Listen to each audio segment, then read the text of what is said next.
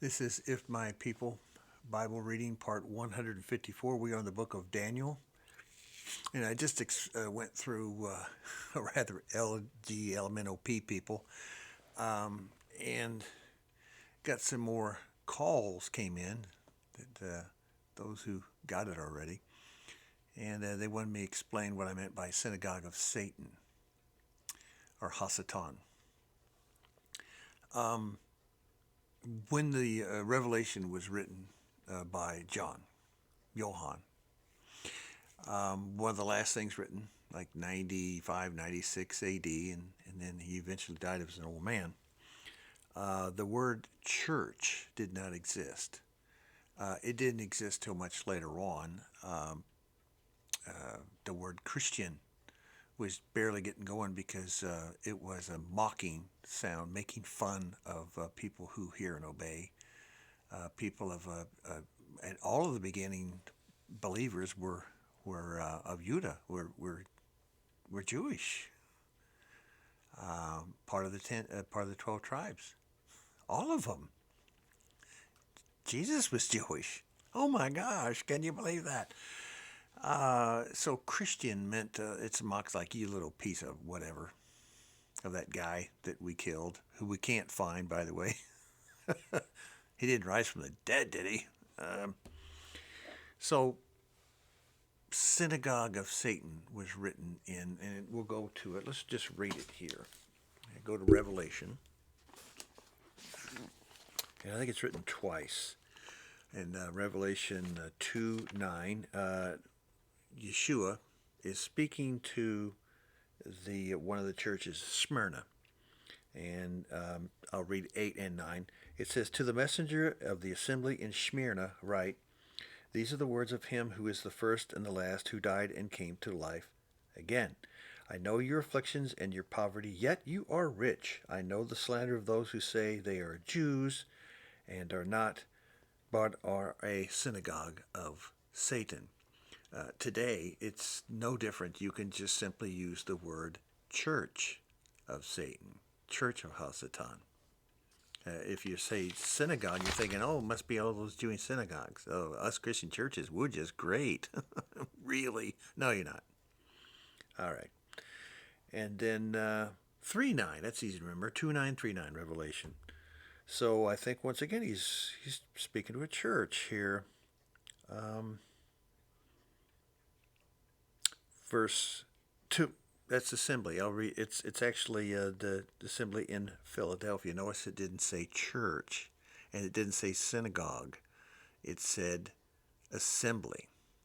Uh, Many of the people back then, once they took Yeshua into their heart, they didn't go back in the synagogues on a weekly basis. They did not, and neither did Paul. When you do his reading, no, he didn't follow every single instance. Almost several times, he knew months in advance when the appointed times are, but somehow, when he had the ability to be anywhere he wanted to do whatever he wanted, he was never even close to the synagogue or the temple in Jerusalem. Now, was he?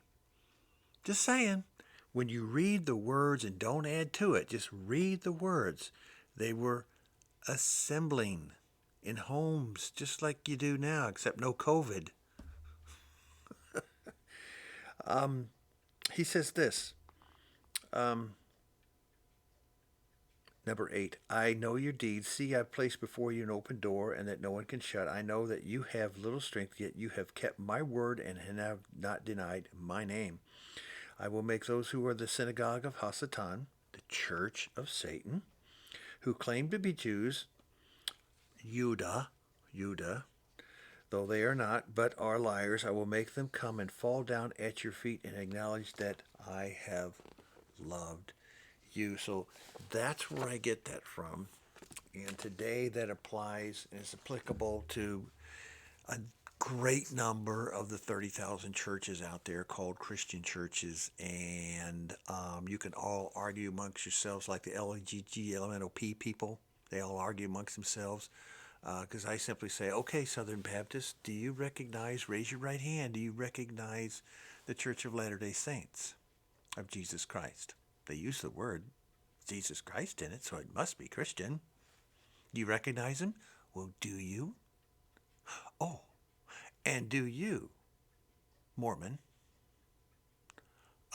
Moroni, whatever angel you talk to, wherever he came from, um, let's talk about you. And so, do you deny any of the Christian churches? I notice you don't. You just don't say anything, do you? You just sit there going,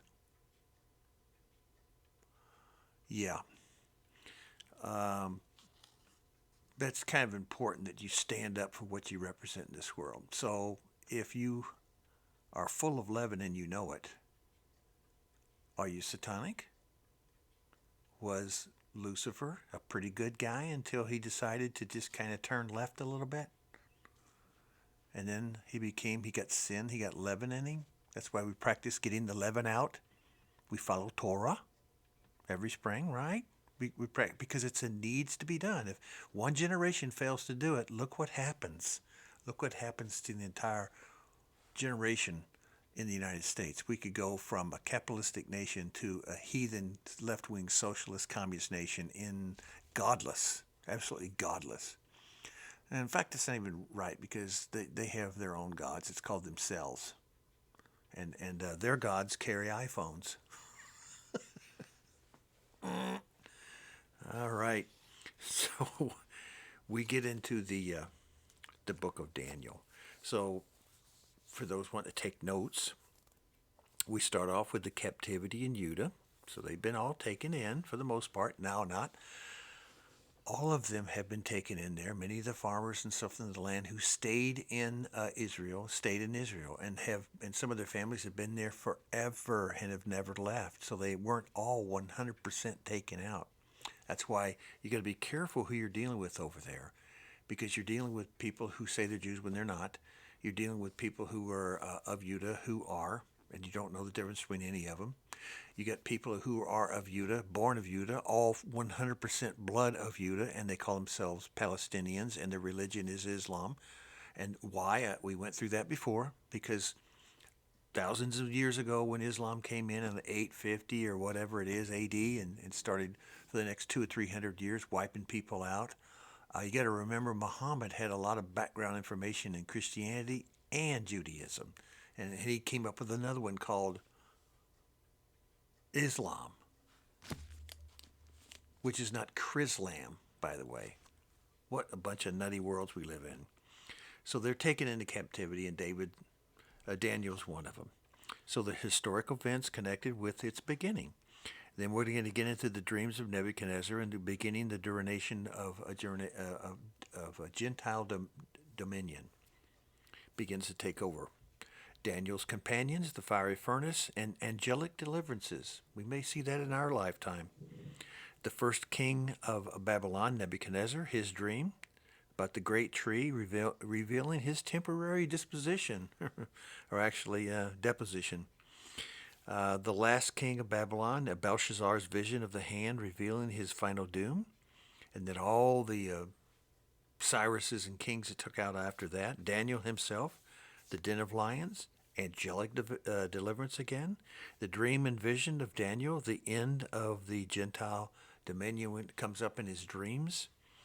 And the desolations of Jerusalem, its prophetic announcements connected with their end, not our end, but their end.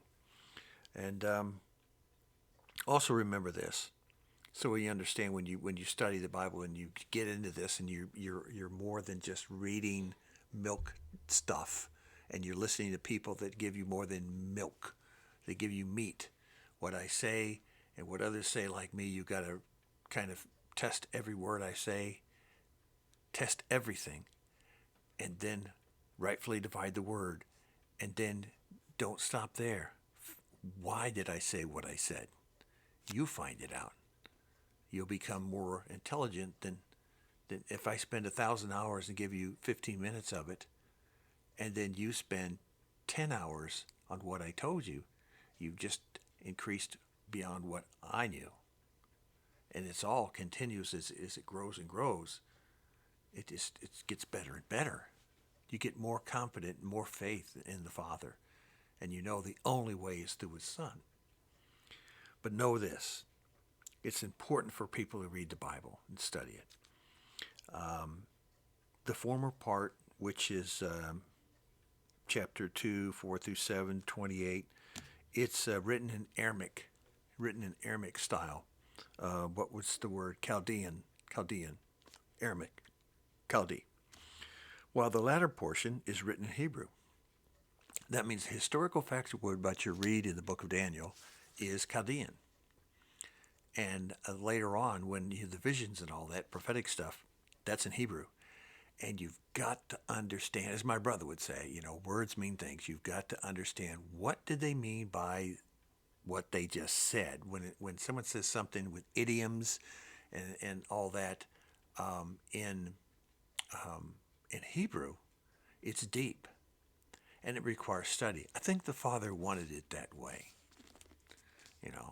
When I look at my brother's library, I see hundreds of Bibles, and I see they've been pecked through. He's pecked through all of them. So if he looks up something or a word or context or a chapter and a verse, he may go through 20 to 30 different versions of the Bible and then test it all because they all don't say the same thing.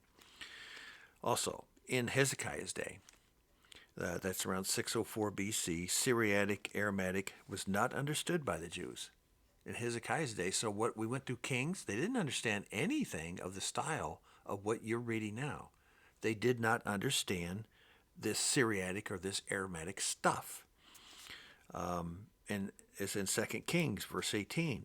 We just finished this. But after the exile in Ezra's day, now that's around 426 BC, so 200 years later, Hebrew had been so far forgotten in a couple generations that it had to be explained to them, as in Nehemiah 8:8. See where I'm going with that? See? And in Daniel's day, 495 BC, both languages were clearly understood. But you had to learn both languages. Thus, the reason for Daniel being a eunuch, to explain things. The king wants to know, what are those 20,000 people in Babylon saying?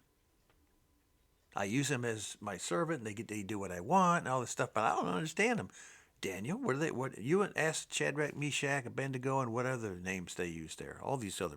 Ask them. What are they talking about? So Daniel just didn't sit around and get visions from Yahweh.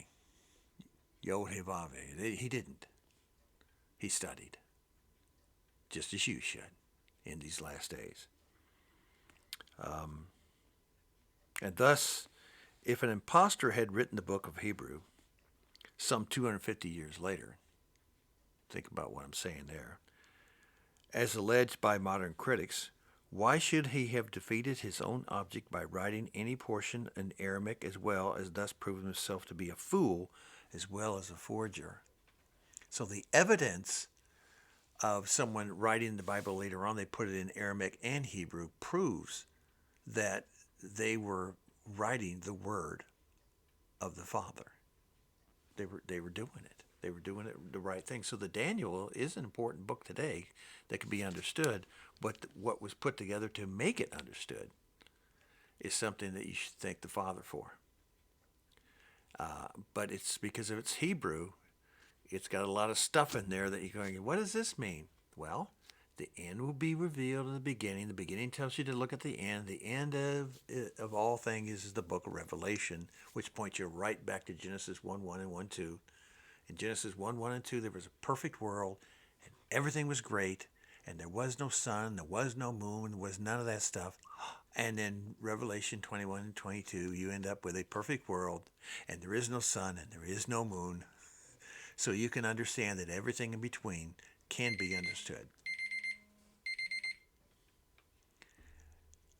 I ask that you be blessed reading this. Daniel is an enjoyable book. I like all the prophets, but we're going to go through this next in 155 on until we get through Daniel. Thanks for being with me.